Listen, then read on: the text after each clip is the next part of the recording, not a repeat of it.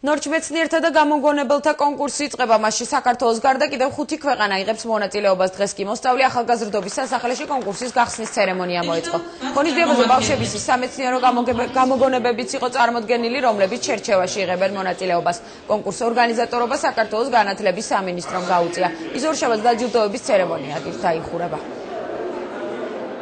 ჩემი ხელსაწყოარის მუდმივი დენის ფლატენად გარდაქმნილი აკუმულატორის სატენითა და ძაბვის სარეგულირებელი ტრანსფორმატორი. უკვე მესამე წელია, რაც ჩაღვარი საგანმანათლებლო დაწესებულებების ინიციატივით და საქართველოს განათლების და მეცნიერების სამინისტროს მხარდაჭერით ჩვენს ქვეყანაში ტარდება ნორჩ გამოგონებელთა და მეცნიერთა კონკურსი. ძალიან სასიხარულო, რომ წელს ეს კონკურსი გახდა საერთაშორისო, მსოფლიოს 5 ქვეყნიდან ჩამოვიდნენ გუნდები, თავიანთი პროექტებით და წარუდგენენ მათ ჟიურის, რომელიც საქართველოს წამყვანი მეცნიერებით არის დაკომპლექტებული.